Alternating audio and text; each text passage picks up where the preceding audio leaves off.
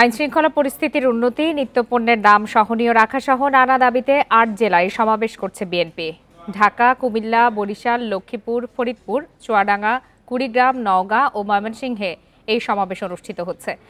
BNP সমাবেশের আরও খবর জানাতে এই মুহূর্তে কুমিল্লা ও বরিশাল থেকে যোগ দিয়েছেন সহকর্মীরা। শুরুতেই চলে যাচ্ছি কুমিল্লায়, সেখান থেকে আছেন সহকর্মী তানভীর খন্দকার। তানভীর, এরই মধ্যে সমাবেশের মূল আনুষ্ঠানিকতা শুরু হয়েছে কিনা, আর যারা এখন পর্যন্ত বক্তব্য দিয়েছেন তারা মূলত কি বলছেন?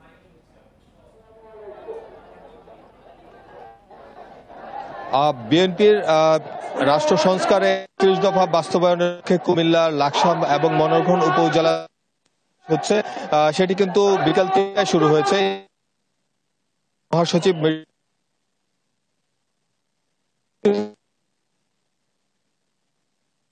বক্তব্য রাখবেন। আর আসলে এইখানে কুমিল্লা, লাকসাম এবং মনোহরগঞ্জ দুইটি উপজেলা নিয়ে কিন্তু এই আসনের যে জনসভা, এই জনসভায় কিন্তু স্থানীয় সকল নেতৃবৃন্দ কিন্তু এখানে উপস্থিত হয়েছেন। তারা কিন্তু এখন মঞ্চে আছেন এবং তারা যেটি বলছেন যে রাষ্ট্র সংস্কারে বিএনপির ঘোষণা করা যে ৩১ দফা, সেটি বাস্তবায়নের লক্ষ্যেই আসলে এই জনসভার ডাক দেওয়া হয়েছে। এই জনসভাতে লাকসাম, মনোহরগঞ্জ উপজেলা ছাড়াও নাঙ্গলকোট, কুমিল্লা সদর উপজেলার বিভিন্ন নেতৃবৃন্দ এসেছেন এবং কর্মীরা এসেছেন। এখানে বক্তারা যেটি বলছেন, আসলে তারা দ্রুত সময়ের মধ্যে নির্বাচন দাবি করছেন। এছাড়া তারা যেটি বলছেন যে লাকসাম, মনোহরগঞ্জের যে বিএনপির নেতা হিরো এবং হুমায়ুন গুম হয়েছিল, তাদের সন্তানরা কিন্তু দাবি করেছে তাদের বাবাদেরকে ফিরিয়ে দেওয়ার জন্য, অথবা তাদের আসলে কি হয়েছে সে নিশ্চিত করে এই গুমের বিচার কিন্তু তারা দাবি করছেন।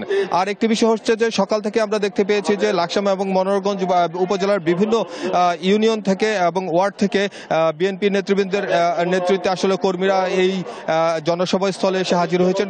লাকসাম উপজেলা স্টেডিয়াম, এই স্টেডিয়ামে এসে হাজির হয়েছেন। এখানে কিন্তু বিএনপির ছাড়াও যুবদল, ছাত্রদল, স্বেচ্ছাসেবক দল, মহিলার দলের নেতৃবৃন্দকে আমরা এখানে উপস্থিত হতে দেখেছি এবং তারা কিন্তু বলছে যে আসলে বিএনপি থেকে যে ধরনের নির্দেশনা হলে সেই সব নির্দেশনা প্রতিপালনের উদ্দেশ্যে কর্মীদেরকে উচ্ছ্বসিত করার জন্য এবং উৎসাহী করার জন্য কিন্তু মূলত এই জনসভা ডাকা, যে বার্তা দিয়ে যাবেন সেই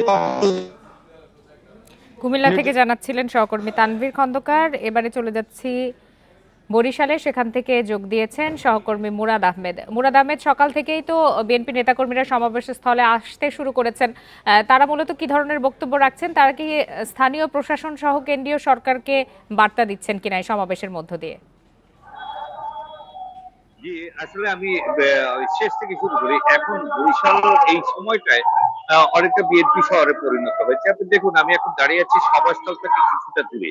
তো সভাস্থলের অবস্থা এমন, না 5টি উপজেলা অর্থাৎ বরিশাল দক্ষিণ আজকে এখানে উপস্থিত হয়েছে। 22 তারিখ হলো বরিশাল উত্তরের, এরপর বরিশাল সিটির সমাবেশটি হবে। আপনি জানেন যে দ্রব্যমূল্যের স্বাভাবিকীকরণ, আইন শৃঙ্খলা পরিস্থিতির স্বাভাবিকীকরণ, এই সবকিছু মিলিয়ে প্লাস যেটি হচ্ছে যে ভোটের রোডম্যাপ ঘোষণা, অর্থাৎ ভোটের রোডম্যাপ ঘোষণা যে চাপ সৃষ্টি, তার জন্য কিন্তু এই সমাবেশটি ডাকতে আছে এবং এটি পুরো ফজলুল হক এভিনিউ, মানে যতদূর দৃষ্টি যায় তারা তাদের নেতাকর্মী সমর্থকদের এনেছেন এবং এরা কিন্তু পথ থেকে পথে, আগলজেরা, তারপর গৌনদী, এদিকে উজিরপুর, পানারীপাড়া, আর এদিকে বাখেরপুর, এই 5টি উপজেলা থেকে কিন্তু এরা মিছিল করতে করতে এ পর্যন্ত এসেছেন এবং জানান দিয়েছেন তাদের নির্বাচনী জয় জয়কারের কথা। আমরা কিন্তু দেখেছি একাধিক লোকের স্লোগান এক উপজেলা থেকে চলছে,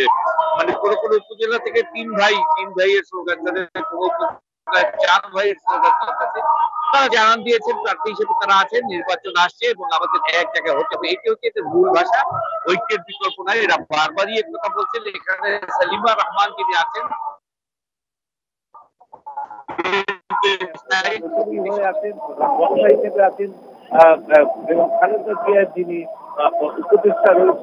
কুমিল্লা থেকে বিএনপির চলমান সমাবেশ নিয়ে জানাচ্ছিলেন সহকর্মীরা।